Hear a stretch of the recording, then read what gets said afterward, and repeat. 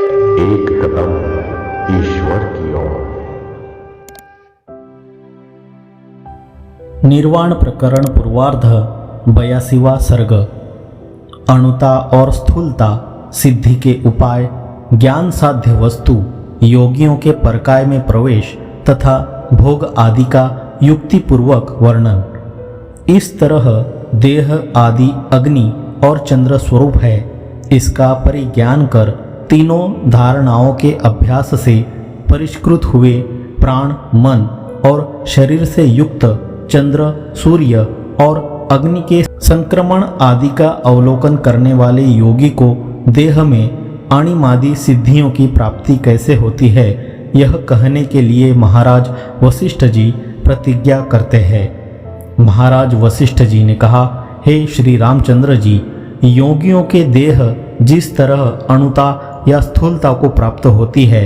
वह सब अच्छी तरह मैं कहूँगा, आप सुनिए। उनमें सबसे पहले अणुत्व की प्राप्ति के लिए देह का विलोप कर देना अत्यंत आवश्यक है। इसलिए हृदय कमल नाल के सूक्ष्म छिद्रों द्वारा हृदयाकाश में प्रवेश कर नाभि के ऊपर जलती हुई जठराग्नि की हृदय कमल के छत्ते में परमात्मा की आसन स्वरूप शिखा दिखलाते हैं। हृदय में कमल चक्र की कर्णिका के अर्थात छत्ते के ऊपर अग्नि का कण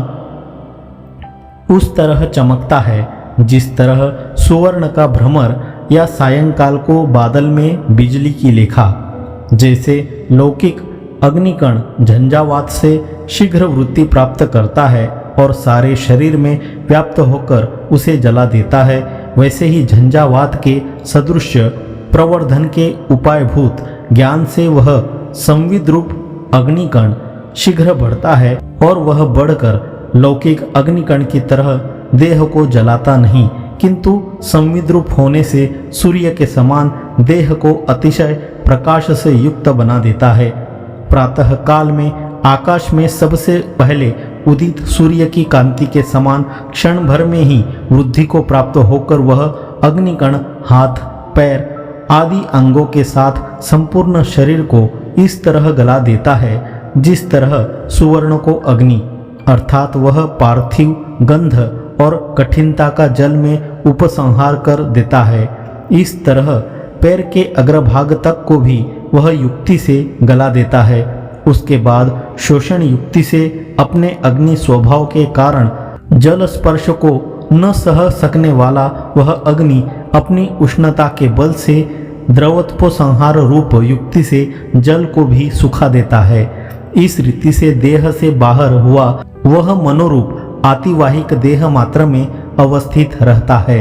यों पार्थिव तथा जलमय दोनों शरीरों को गलाकर वह अग्नि पीछे विक्षोभित प्राणवायु के द्वारा उपसंहृत होकर कहीं इस तरह विलीन हो जाती है जिस तरह झंझावात से निहार। उस समय कुंडलिनी शक्ति भी मूलाधारस्थ सुषुम्ना नाड़ी से हीन होकर सुषुम्ना के संस्कार से युक्त आतिवाहिक देहाकाश में ऐसे अवस्थित हो जाती है जैसे अग्नि से निकली हुई धूम्र की लेखा और आतिवाहिक देहाकाश में स्थित हुई मन, बुद्धि, जीव आदि से घटित लिंग शरीर में अहंकार को संकलित करने वाली तथा आभ्यंतर में स्वेच्छा विहार शक्ति एवं चित्त चमत्कार से युक्त वह कुंडलिनी इस तरह शोभित होती है जिस तरह नगर की धूमलेखा तथा कमलनाल, पर्वत, तृण, दीवार, पत्थर, स्वर्ग और भूतल आदि जिस किसी जगह जिस रीति से प्रविष्ट होकर निकल जाने के लिए उद्युक्त की जाती है, उस तरह उस रीति से वह प्रविष्ट होकर ठीक तरह निकल जाती है। यूं सूक्ष्म शरीर कैसे किया जाता है, यह कहकर स्थूल भाव से अपनी इच्छा के अनुसार नानाविध शरीरों की कैसे कल्पना की जाती है, यह बतलाते हैं। हे श्री रामचंद्र जी, वही कुंडलिनी शक्ति अर्थात योगी की जीव शक्ति अग्नि में पहले उपसंहृत अर्थात संचित जल भाग को जब छोड़ देती है, तब पुनः रस से उस तरह पूर्ण हो जाती है जिस तरह कुएं में छोड़ दिया गया मोट अर्थात चर्म का पात्र इस तरह रस से परिपूर्ण हुई वह कुंडलिनी पहले उपसंहृत अर्थात संचित पार्थिव भाग को जिस आकार में परिणत करने के लिए भावना करती है, योग शक्ति से वैसा ही आकार बनाकर शीघ्र उसे धारण कर लेती है। हड्डी आदि की कल्पना का प्रकार बतलाते हैं और उसके बाद वही कुंडलिनी दृढ़ भावना के वश से भीतर हड्डी आदि को इस तरह प्राप्त हो जाती है जिस तरह माता के गर्भ में विद्यमान कललों में स्थित अस्थि, हाथ, पैर आदि अंकुरों की आधारभूत अगम्य अत्यंत सूक्ष्म बीज शक्ति, हे राघव, अपनी इच्छा के अनुसार वह जीव शक्ति सुमेरु आदि के तुल्य महान या तृण आदि के तुल्य लघु आकार का परिमाण की भावना करती है, तदनुसार सुमेरु आदि या तृणादि रूप हो जाती है। योग सिद्धि के अनुसार कहे गए स्थूल और सूक्ष्म भाव प्राप्ति क्रमों का उपसंहार कर उनसे विलक्षण प्रकृति में परमोपयोगी ज्ञान साध्य क्रम का श्रवण कराते हैं। हे श्री रामचंद्र जी, योग से साध्य अणिमादि पदार्थों का साधन आप सुन चुके, अब श्रवण भूषण ज्ञान साध्य क्रम आप सुनिए।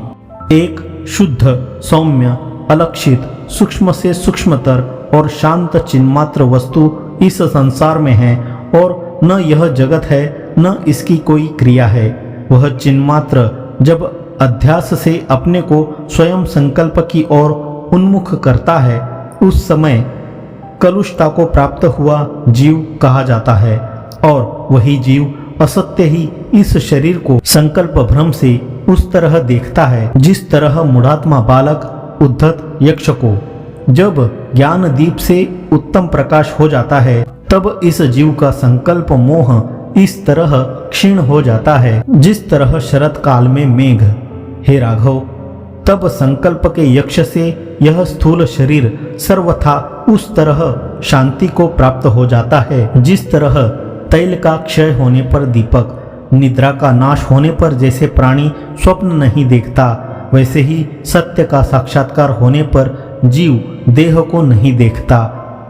अतत्वभूत शरीर आदि में तत्व की भावना से यह जीव देह से आवृत्त होकर स्थित रहता है और एक ब्रह्म तत्व की भावना से देह शून्य, श्रीमान और सुखी रहता है। हे रामभद्र, अनात्म शरीर आदि में जो आत्मा की भावना है वह हृदयगत भयंकर अंधकार है, वह सूर्य आदि के प्रकाश से दूर नहीं किया जा सकता। तब किस सूर्य से उसका नाश होता है उसे कहते हैं। आत्मा में ही आत्म भावना से सर्वव्यापक, निरंजन और निर्मल चिन्मात्र मैं ही हूँ, इस ज्ञान रूपी सूर्य से ही नष्ट होता है। इस ज्ञान सिद्धि के दृढ़ हो जाने पर भी जीवन मुक्त महात्माओं को ऐच्छिक विनोद के लिए स्थूल सूक्ष्म प्रतिभासिक देह की कल्पना सिद्ध होती है। यह कहते हैं, अन्य तत्वज्ञानी महात्मा लोग जिस पदार्थ की जिस रीति से भावना करते हैं वे उस पदार्थ को उसी रीति से शीघ्र अपनी उस दृढ़ भावना के बल से देख लेते हैं। हे राघव, दृढ़ भावना के अनुसंधान से विमूढ़ अर्थात विष कीट आदि प्राणी भी विष को अमृत के समान आहार रूप में पहुंचा देते हैं और अमृत को भी यानी अमृत के समान दुग्ध अन्न आदि को भी इनमें विष मिला हुआ है इस दृढ़ भावना से विष बना डालते हैं। तात्पर्य यह है कि विष को अमृत समझकर पी जाते हैं और अमृत को भी विष समझकर छोड़ देते हैं। इस तरह दृढ़ भावना से जिस प्राणी के द्वारा जिस पदार्थ की जिस रीति से भावना की जाती है शीघ्र वह प्राणी उसी रीति से वही बन जाता है। हे श्री रामचंद्र जी, इसके अनेक उदाहरण इस संसार में देखे गए हैं। सत्य की भावना से देखा गया यह शरीर ठीक शरीर हो जाता है और असत्य की भावना से देखा गया यह शरीर ब्रह्माकाश को प्राप्त हो जाता है। वह ब्रह्माकाशता ही इसकी निरतिशय आणिमादि सर्व सिद्धियां हैं, इस अभिप्राय से उपसंहार करते हैं। हे श्री रामचंद्र जी, अणिमादि पद की प्राप्ति में साधु स्वभाव आपने इस प्रकार से ज्ञान युक्ति तो सुन ली, अब आप यह दूसरी युक्ति यानी दूसरे के शरीर में प्रविष्ट होकर भोग प्राप्ति कैसे होती है, यह युक्ति सुनिए।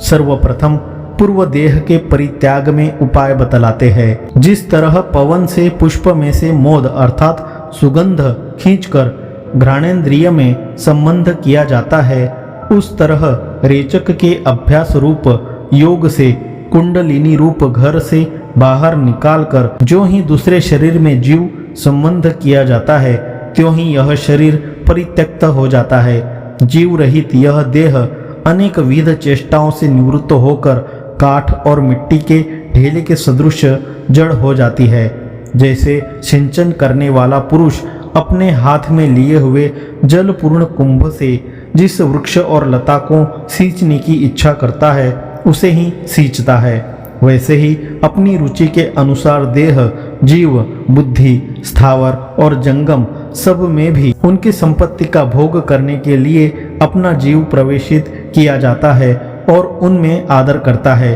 उक्त प्रणाली से पर देह में सिद्धि श्री का उपभोग कर अवस्थित हुआ योगी आदि अपना पहला शरीर विद्यमान रहा तो उसमें प्रविष्ट हो जाता है, और यदि न रहा तो दूसरे शरीर में जब तक उसकी रुचि रहती है तब तक उसमें प्रविष्ट होकर स्थित रहता है। अथवा यह भी एक बात हो सकती है, पर देह में उपभोग के बाद योगी अपने अंतःकरण में विपुलता संपादन द्वारा समस्त जगत को व्याप्त कर स्थावर जंगम समस्त देह आदि प्रतिबिंबोपाधि उन स्थावर आदि उपाधियों में पड़े हुए प्रतिबिंब भूत जीव, बिंबभूत चैतन्य की उपाधि रूप सत्व आदि गुण एवं सत्वादि गुणों से युक्त चैतन्य रूप बिंब, इन सभी को व्याप्त करने वाली अपनी आत्म संवित्ति से पूर्णात्मना होकर स्थित रहता है। रामभद्र योग रूप ऐश्वर्य से संपन्न जीवात्मा रूप चित प्रकाश सदा उदित सनातन स्वप्रकाश स्वरूप सर्वविध दोष शून्य आत्म तत्व को जानकर जो भी कुछ जैसा चाहता है वह वैसा ही उसे तत्काल प्राप्त कर लेता है। इसलिए तत्वज्ञ लोग छोटी छोटी सिद्धियों को अधिक महत्व नहीं देते, किंतु अनावरणता रूप निरतिशयानंद उत्तम पद को ही महत्व देते हैं। यूं अनुभवी लोग कहते हैं। 82वां सर्ग समाप्त।